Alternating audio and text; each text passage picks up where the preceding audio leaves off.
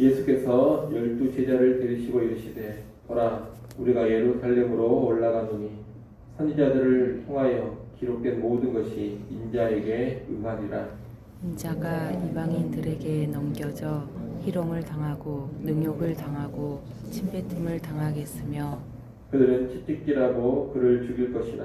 그는 3일 만에 살아나리라 하시되 제자들이 이것을 하나도 깨닫지 못하였으니 그 말씀이 감추었으므로 그들이 그 이르신 바를 알지 못하였더라. 여리고에 가까이 가셨을 때 한 맹인이 길가에 앉아 구걸하다가 무리가 지나감을 듣고 이 무슨 일이냐고 물은데 그들이 나사렛 예수께서 지나가신다 하니 맹인이 외쳐 이르되 다윗의 자손 예수여 나를 불쌍히 여기소서 하거늘 앞서가는 자들이 그를 꾸짖어 잠잠하라 하되 그가 더욱 크게 소리질러 다윗의 자손이여 나를 불쌍히 여기소서 하는지라. 예수께서 머물러 서서 명하여 데려오라 하셨더니 그가 가까이 오매 물어 이르시되 내게 무엇을 하여 주기를 원하느냐 이르되 주여 보기를 원하나이다. 예수께서 그에게 이르시되 보라 내 믿음이 너를 구원하였느니라 하시매 같이 봅니다. 곧 보게 되어 하나님께 영광을 돌리며 예수를 따르니 백성이 다 이를 보고 하나님을 찬양하니라. 아멘.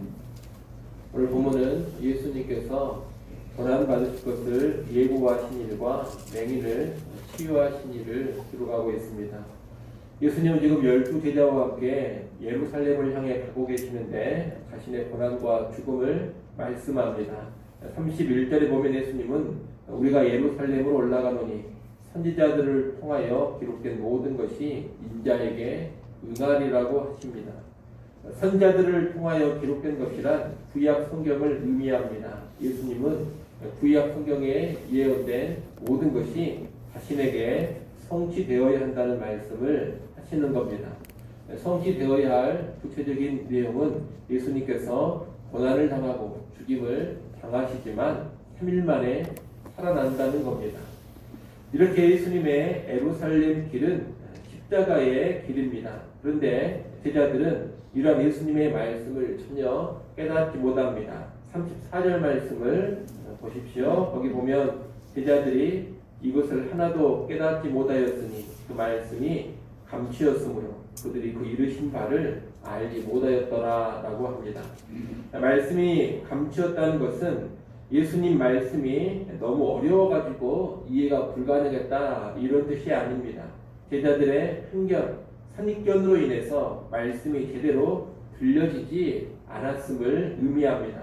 다시 말하면 가르쳐주시는 말씀은 명백하지만 들을 귀가 없어서 듣지 못하는 모습인 것입니다. 지금 제자들은 예수님과 함께 예루살렘으로 올라가고 있지만 동상이몽입니다.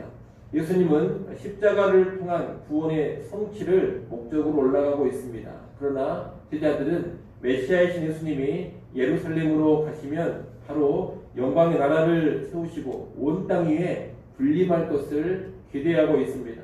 예수님의 순환과 죽음을 통해 하나님의 나라가 성취된다 이런 생각을 제자들은 전혀 못하고 있습니다. 그러니 예수님께서 자신의 고난과 죽음을 수차례 말씀하셔도 전혀 깨닫지를 못하는 것입니다. 십자가의 길을 제대로 보지 못하고 있는 제자들의 모습은 영적인 소경과도 같다고 말할 수가 있겠습니다.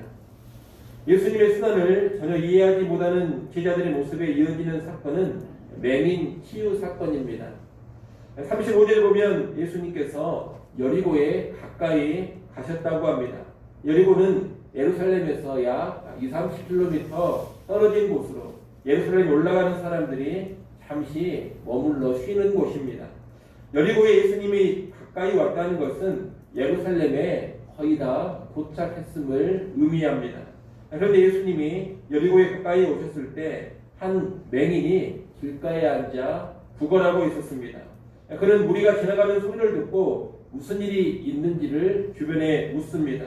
무리가 나사렛 예수가 지나가신다고 알려주자 이 맹인은 바로 다윗의 자손 예수여 나를 불쌍히 여기소서라고 외칩니다. 다윗의 자손이란 당시 유대인들 사이에서 메시아를 가리키는 표현입니다. 그러니 이 맹인이 예수님을 다윗의 자손이여 이렇게 부르고 있는 것은 예수님을 메시아로 인정하고 있음을 알려줍니다. 그는 예수님을 메시아로 알고 메시아로 믿고 있는 겁니다. 구약의 예언에 따르면 메시아는 오셔서 가난한 자에게 복음을 전하고 눈먼 자의 눈을 뜨게 해줍니다. 그렇게 볼 때 가난한 거지요 맹인인 이 사람은 메시아의 공유를 마땅히 받아야 할 대상입니다. 이 맹인은 예수님을 메시아라고 부르면서 그런 공유를 자기에게 베풀어 달라고 외치고 있는 겁니다. 그는 비록 육적인 눈은 먼 맹인이지만 예수님이 어떤 분인지를 정확하게 인식을 하고 있습니다. 그런데 맹인이 이렇게 소리를 치자 앞서가던 사람들이 그를 꾸짖어 잠잠하라고 합니다. 이들은 이 맹인이 예수님께서 가시는 길을 지금 방해하고 있다고 여긴 겁니다. 앞서 누가복음 18장 15절에서 제자들은 어린아이들이 예수님께 오는 것을 꾸짖었습니다. 그와 동일하게 지금 예수님을 모시고 그 앞에서 가고 있는 사람들은 이 맹인을 꾸짖고 있습니다. 사회에서 낮은 신분인 어린아이를 막았던 것처럼 역시 아주 낮은 신분인 거지 맹인을 막고 있는 겁니다. 그러나 사람들의 꾸짖음에도 불구하고 이 맹인은 더 큰 소리로 다윗의 자손 예수여 나를 불쌍히 여기소서라고 외칩니다. 그런 예수님이 비유에서 말씀하신 끈질기게 재판장에게 가서 간청을 했던 바보와도 같은 태도를 지금 보여주고 있는 겁니다. 물러서지 않고 끈질기게 간청합니다. 이 물러서지 않고 끈질기게 궁유를 구하는 태도 역시 믿음이라고 말할 수가 있겠습니다. 이 예수님은 멈춰서서 그 맹인을 데려오라고 하십니다. 사람들은 꾸짖고 막았지만 예수님께서는 그를 외면하지 않으신 겁니다. 예수님은 그에게 무엇을 원하는지를 물으십니다. 이에 맹인은 보기를 원한다고 합니다. 예수님은 보라 네 믿음이 너를 구원했느니라 이렇게 이어서 선언을 해주십니다.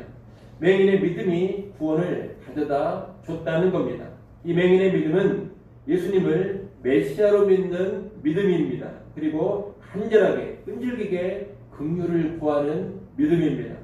오늘 본문에 앞서 부자 관리의 이야기가 나왔습니다. 그 부자 관리는 돈도 많고 권력도 있고 나름 계명도 잘 지켰던 사람입니다. 하지만 그는 영생을 얻지 못했습니다. 구원받지 못한 겁니다. 그때 제자들은 당황해하면서 대체 누가 구원을 받을 수 있습니까? 이런 질문을 던졌습니다. 그 질문에 대한 답을 오늘 본문에서 찾아볼 수가 있습니다. 이 맹인 거지처럼 예수님을 메시아로 믿고 예수님의 긍휼을 간절하게 구하는 사람, 여러분 그 사람이 구원을 받습니다. 그 사람이 영생을 얻는 겁니다.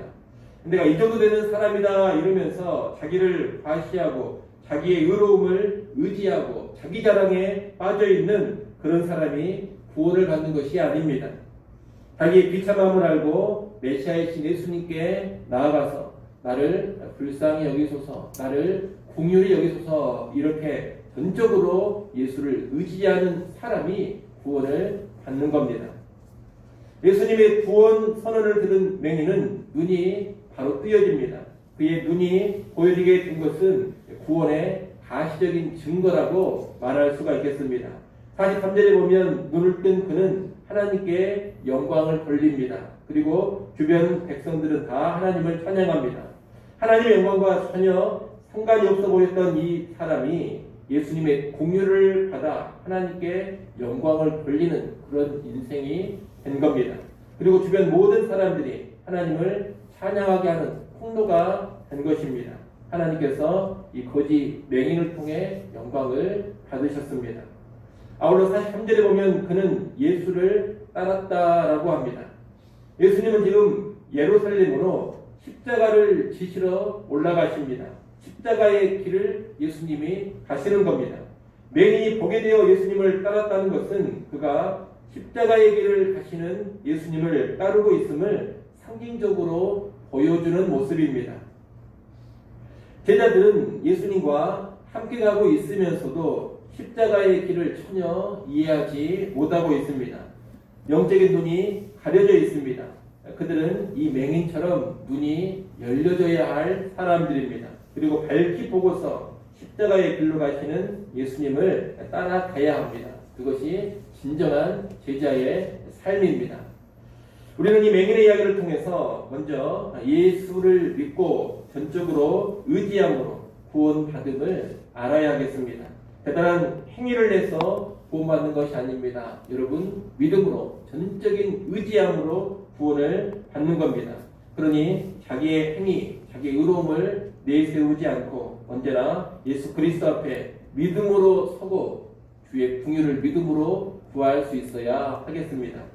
또한 예수님은 대단한 부나 권세가 없는 사람, 사회적으로 낮고 천한 사람을 긍휼히 여기시고 믿음이 있는 그런 사람을 통해 영광 받으심을 알아야 되겠습니다. 여러분, 부나 권력이 있어야지만 하나님께 영광을 돌릴 수 있는 것이 아닙니다. 믿음이 있으면 하나님께 영광을 얼마든지 돌릴 수가 있습니다. 그러니 내 자신에게 부유함이 없다, 어떤 권력이 없다, 세상적인 대단한 것이 없다, 이런 것을 한탄하지 마십시오. 그런 것 없어도 얼마든지 하나님께 영광 돌릴 수 있습니다. 세상적인 대단한 것 없어도 믿음이 있으면 하나님께 영광을 돌릴 수 있는 겁니다. 그러니 언제나 믿음이 없는 것을 오히려 더 안타까워하시고 믿음 없음을 탄식하시고 더 큰 믿음으로 하나님 앞에 나아가시기를 바랍니다. 그래서 얼마든지 하나님께 영광 돌릴 수 있는 그런 인생이 될 것입니다. 끝으로 예수님을 따르는 길이 십자가의 길이라는 것을 밝히 알고서 예수님을 따를 수 있어야 하겠습니다. 예수님을 믿고 따르는 것은 세상의 부귀, 영화, 화려함을 누리는 것이 아닙니다. 그렇게 알고 있다면 무지한 것이고 영적인 눈이 가려져 있는 것입니다. 예수님을 믿고 따르는 것은 이 땅에서 자기를 부인하며 못 박히는 십자가의 길로 살아가는 겁니다. 그 십자가를 거친 후에 진정한 영광을 얻는 것, 여러분, 이것이 기독교 신앙이고 이것이 복음입니다. 그러니 우리 모두는 십자가의 길로 예수 그리스도를 따라갈 수 있어야 하겠습니다. 자기를 부인하고 십자가를 지는 삶, 여러분, 이것이 진정한 믿음의 삶이고 진정한 복음의 삶입니다. 우리 모두 그런 삶으로 나아가서 십자가 후에 하나님께 주시는 놀랍고도 영원한 영광 다 누릴 수 있기를 간절히 축원합니다. 기도하겠습니다.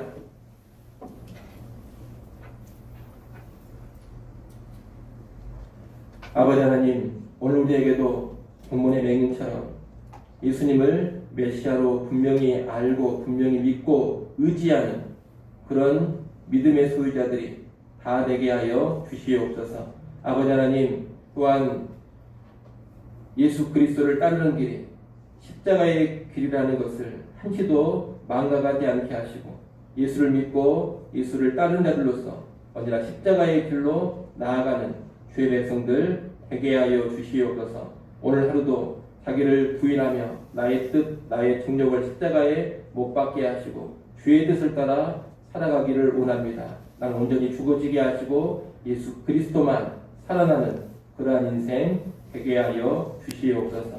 하나님, 시간도 하나님 앞에 나와 다시금 엎드려 기도합니다.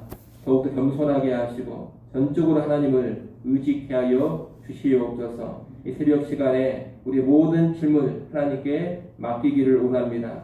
십자가 앞에 나아가 모든 것 내려놓게 하시고 하늘의 평안을 누리게 하시며 하늘의 도우심을 힘있게 하여 주시옵소서. 새벽에 도우시는 하나님의 은혜와 능력을 누려가게 하여 주옵소서. 예수님의 이름으로 기도드리옵나이다. 아멘.